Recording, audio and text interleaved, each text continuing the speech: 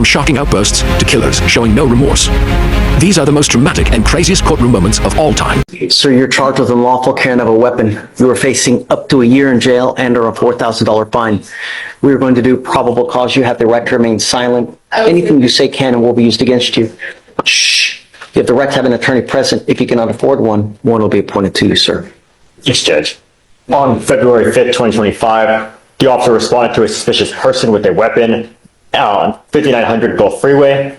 The officer made contact with the defendant, who was 17 years old. The defendant advised he was inside Jack in the Box while brothers were selling waters outside. The defendant saw a male rushing at his brothers with a knife, pulled out his gun, and pointed it at the male while telling his brothers to run. The officer performed a search on the defendant, locating a 9mm Glock 19, and the defendant advised he bought the gun from a friend for $150.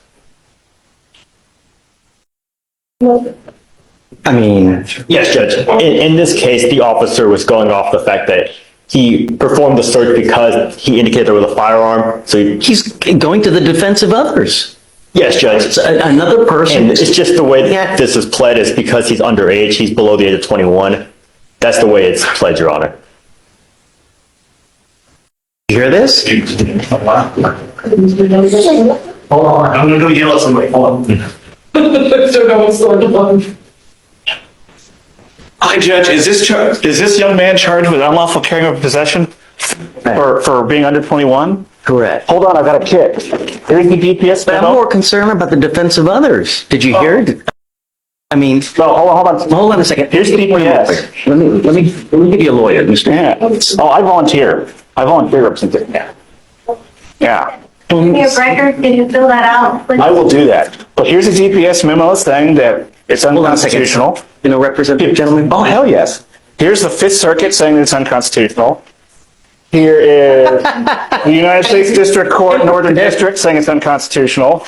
Here's a motion to quash information. I'll just cross out the name. Great job. Yeah, I had to get in this fight yesterday, and I'm teed up. Here you go, Mr. Tito. Thank you.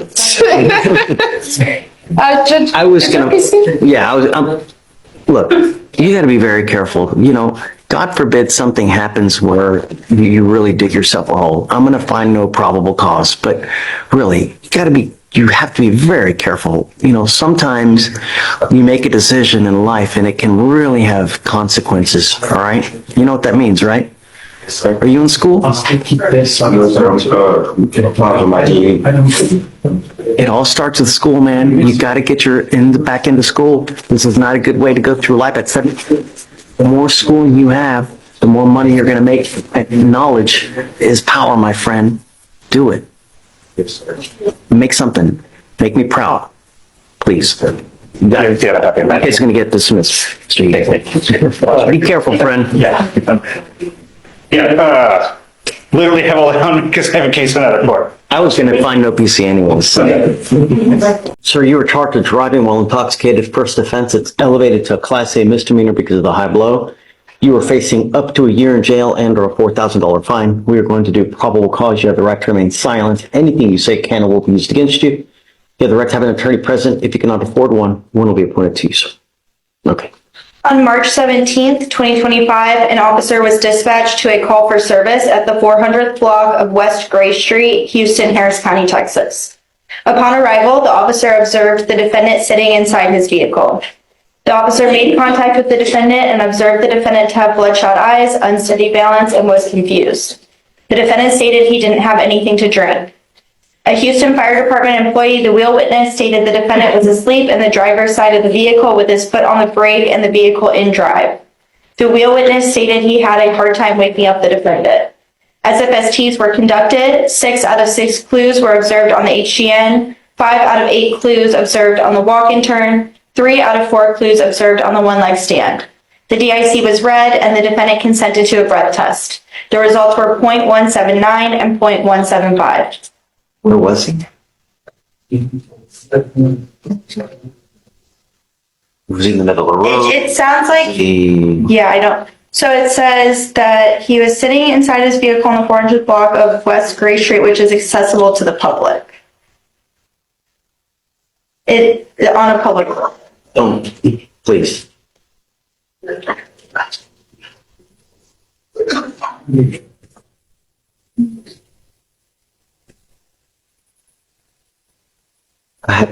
have no idea what that is, where it is. Is he in the middle of the road? Is he in a parking lot? Is it Domino's Pizza? I mean, It says it's on a public street.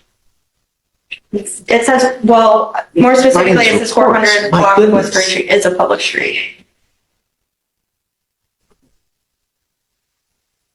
I mean, I need more information. I mean, does it say he's on the street there, or are you assuming? No, I'm not assuming. I'm saying what it says is that the 400th block of West Great Street is a public street. It doesn't say specifically. Doesn't ask him if he's driving, doesn't it? None of that in there? I mean, really? Yeah, he did have the vehicle in drive with his foot on the brake and was unconscious. But in regards to the location aspect of it, there's nothing further stated on that. Yeah, I'm sorry. I'm going to find no probable cause. I can't just go forward with assumptions here, you know? Mr. Cleary, be safe, man. You know, we have every single day. Look, this weekend, how many people died on the road here in Harris County? You know, really, be smart. Thank you. You know, you have but one life. Don't do something where you either ruin your life or, more importantly, ruin someone else's life. Okay? I appreciate Please it. take a seat for me, sir. Good morning. How you doing, sir? How's jail? Sucks, man. Great. That's great. Because I got you. I need you to understand that we mean business here. We don't play. And your lawyer I'm bringing you out because it's your case. You need to understand what's going on, number one. Number two, your lawyer has asked for me to reduce your bond. Your bond now is set at $10,000. I have no idea what happened on your case. The only thing I do know is that September of 23, unlawful possession of a firearm by a felon. December 1st, 23, unlawful possession of a firearm by a felon. 5/29/24, unlawful possession of a firearm by a felon. 11/23/24, unlawful possession of a firearm by a felon and a terroristic threat of a family or household member. You now, with us, are facing up to a year in jail and or a $4,000 fine. We are going to do probable cause. You have the right to remain silent. Anything you say can or will be used against you, sir. Yes, Judge. The officer was dispatched in response to a family disturbance in Harris County, Texas. The complainant told the officers that her and the defendant, her ex-boyfriend, were having issues regarding child custody, and the defendant was attempting to drop the child off with the complainant, and the complainant refused to take custody because of a previous mutual custody agreement. The complainant told the officers that the defendant then stated, "I just bust your car window, and if you pull up doing anything, I'm gonna shoot your ass in the face." The complainant stated that she was in fear for her life, and the officers detained the defendant and found him to be in possession of a handgun. All right. Mr. Jack, I'm going to find that there's probable cause to go forward with the case. I'm now ordering you as a condition of your bond not to have any contact with the complaining witness in this case. A protective order has been issued in this case. What that means is that if you violate this protective order, the state can and will file additional charges against you, violation of a protective order. And I'm going to tell you now, you pick up one of those cases and you violate conditions, I can have a hearing to hold you at no bond, zero bond. And I will do it in a heartbeat to protect my county and everyone in it. Do you understand? Yes, sir. I find that you are a complete danger to public safety and you refuse to abide by bond conditions. So I don't think that your bond is sufficient. I think that the 10,000 is too low because you are a danger to my public. I'm sorry, Mr. Elick, and regardless, what we do here is it's, I guess, peanuts, so to speak, because you're being held at no bond on 2 of your felony cases as is. So,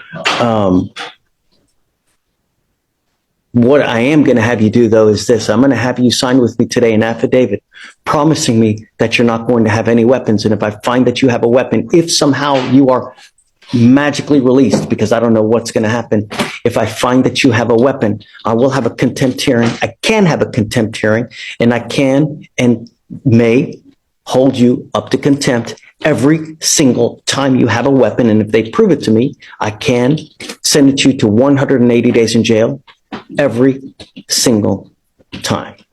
Do you understand? Yes, sir. This is an affidavit. This affidavit, you're going to promise me that you're not going to have any weapons. I don't care what's going on in your life. I don't care if you're going into war. I don't care if there's a big battle in the street. No weapons. Do you understand? Yes, sir.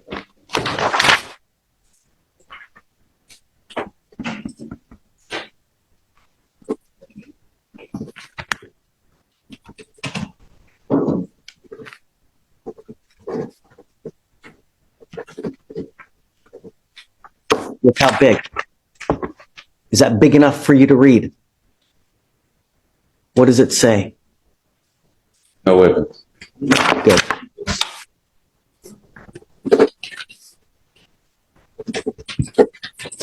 We will have you swear to us that you're not going to have any weapons, and at that time, we'll just have you put back.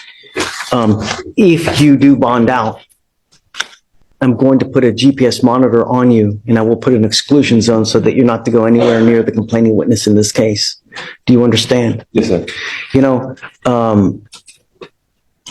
did we ever explore that order to surrender weapons to the sheriff's office? Did we ever do anything with that? I explored it and I talked to multiple people and no one's ever heard anything about it that I could find. We had that, remember? I know at one point we did. We need to do something with that. I'll make a few phone calls. See where. I'm going to see what I can do about having the weapons surrendered to law enforcement so that you don't have possession of any weapons. Do you understand? Okay. All right, Mr. Lick. So I guess we'll just wait. It looks like the felony case is set for, oh my goodness, March of next year. Your Honor, we may be, I just want to get the body cam and we may set this for trial. I mean, I know he's got the other felonies, but. I'm itching for a trial. You want 30 days, I guess? That sounds good. Yeah. Okay. All right. We'll have you swear to us no weapons. Mr. Jack, come on.